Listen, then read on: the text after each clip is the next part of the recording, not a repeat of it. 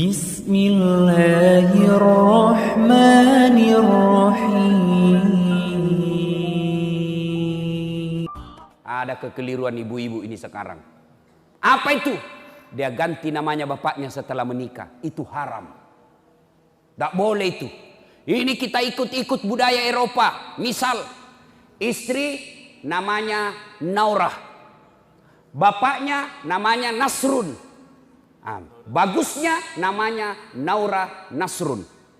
Tapi setelah dia menikah, biasanya kita ini, setelah menikah dia ganti namanya bapaknya menjadi nama suaminya. Setelah menikah nama suaminya Das'at Latif, maka dia gantilah namanya menjadi dari Naura Nasrun menjadi Naura Das'at Latif.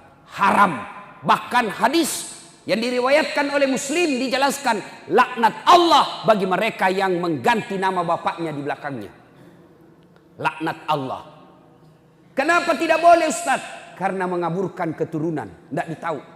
Jadi kalau misal itu kan Naura nama istri saya, bapaknya nama Nasrun, Naura Nasrun, tidak boleh menjadi Naura Das'at Latif. Tidak boleh. Kenapa? Begitu lahir namanya anakku, saya kasih nama Nasirah Das'at Latif. Berarti saudara sama mamanya. Sama-sama Latif di belakang, Das'at Latif di belakangnya. Tidak boleh.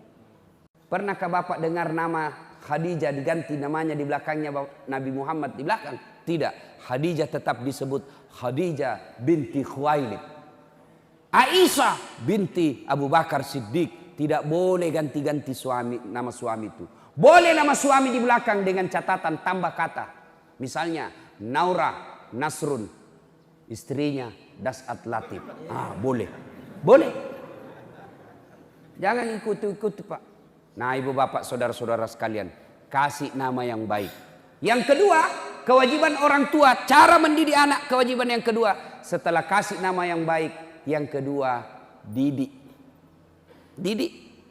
Bagaimana cara mendidik anak? Cari tadi buka Al-Quran. Surah Luqman ayat 16 dan seterusnya. Cara mendidik anak, kasih contoh yang baik. Biasanya kita tidak kasih contoh yang baik. Anak tadi larang merokok, baru kita merokok. Awas kok. Ku dapat kau merokok, saya kasih rokok kau itu dengan bungkusnya. Marah-marah. Jangan, memang kalau ku dapat kau merokok. 10 menit kemudian dia bilang, nak, kau belikan ngak dulu rokok. Toa-toa kajili-jili. Apa? Kau larang anakmu merokok, baru kau merokok di depannya. Bagaimana ceritanya? Ada yang merokok di sini kah? Berhenti maki Pak merokok, berhenti ki Pak. Saya doakan ki berhenti merokok Pak. Kita tahu gitu siapa yang punya rokok Pak. Siapa yang punya pabrik rokok Pak, kita tahu. Itu orang Yahudi yang punya Pak. Semua pabrik rokok yang besar di Indonesia orang Yahudi. Itu yang Bapak pusap itu orang Yahudi punya. Dan itu orang Yahudi Pak, setiap apa untung 20% dia kirim ke negaranya. Jadi Bapak kalau beli harga 16.000, 20% dari uang tak yang 16.000 itu dia kirim ke Israel untuk apa? Beli senjata tembaki orang Islam. Mungkin berhenti kita merokok. Nah bilang baik itu rokok Ustaz. Kalau Bapak bilang baik itu rokok, panggil anak tak sama istri tak pagi-pagi minum kopi, suruh juga merokok di depan tak. Kalau kita bilang baik. Ya, tapi sebenarnya itu Pak, rokok itu tidak merusak. Insya Allah tidak merusak itu rokok Pak. Yang penting jangan ketemu api. Silakan pegang maki saja. Ini yang penting jangan bakar. Tidak merusak itu. Yang penting tidak ketemu api. Nah, kalau sudah ketemu api rusaklah itu Pak.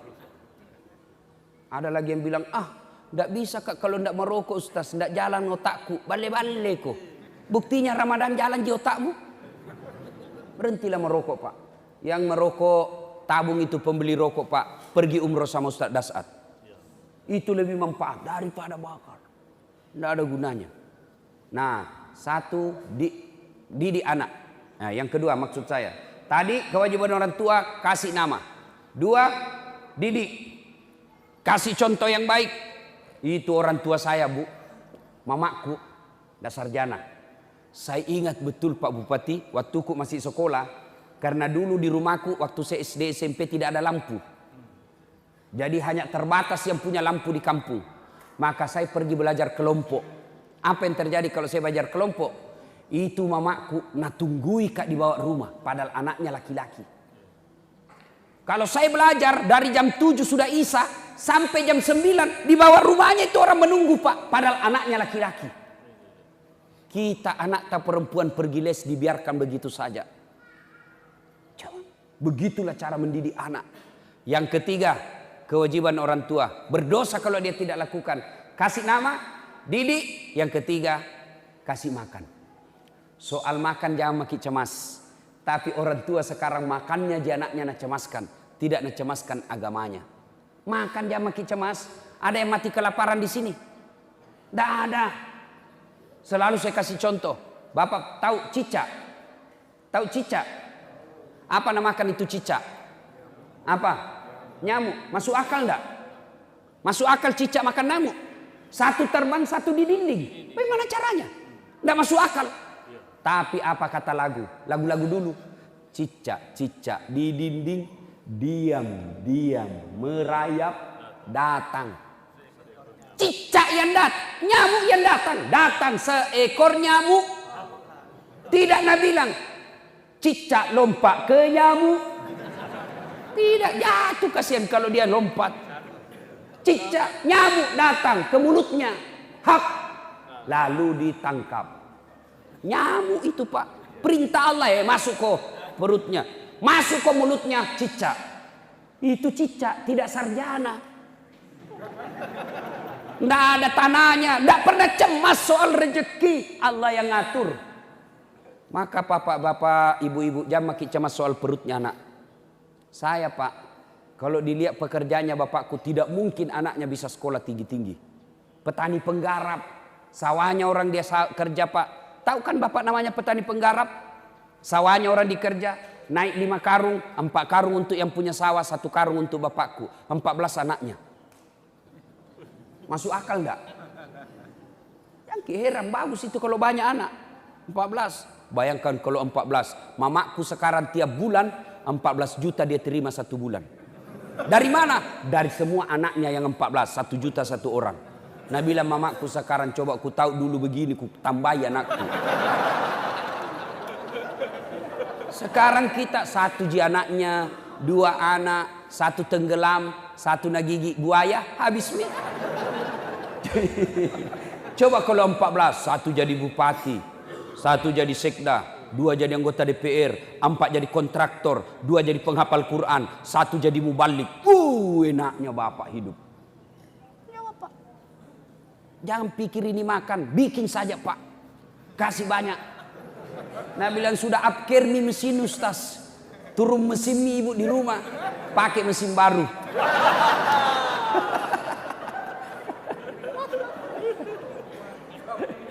Bapak saudara-saudara sekalian, ya.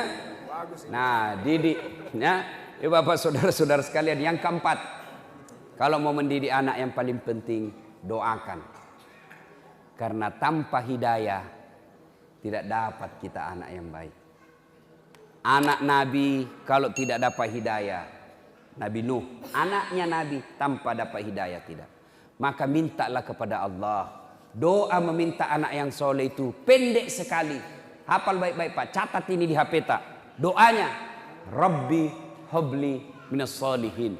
Ya Allah, berikan hamba anak yang soleh. Rabbi habli minas solihin. Ya Allah, berikan hamba anak yang soleh. Kapan caranya Ustaz? Kita suap anak tak, ibu-ibu kita kasih nete anak tak kasih asi. Sudah. Rabbi habli minas solihin. Rabbi habli minas solihin. Usap-usap kepalanya. Rabbi habli minas solihin. Jami kalau bapaknya. Rabbi habli minas solihin.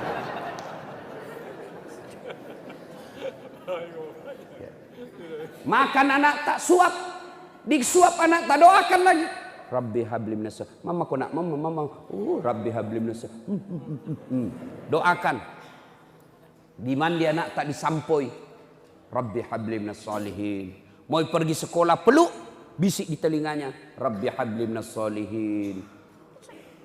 Nah tanya ke anak tak, apa aja itu mak selalu kita baca. Saya doakan kina supaya jadi anak yang soleh.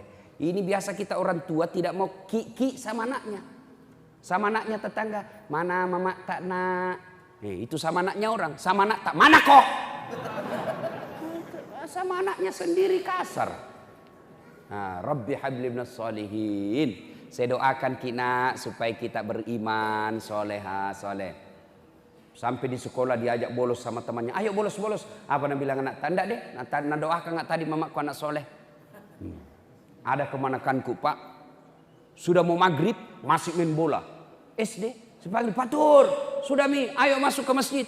Pergi mas jamaah sama om. Nak bilang sedikit lagi om. Kutungguin mi. Begitu asan masih main bola. Terpaksa Ustadz Dasat masuk lapangan.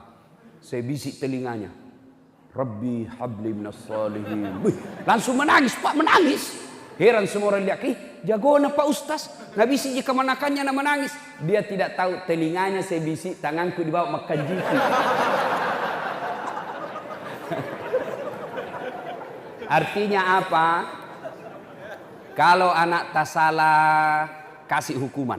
Supaya apa? Dia tahu bahwa salah. Itu orang dulu pak.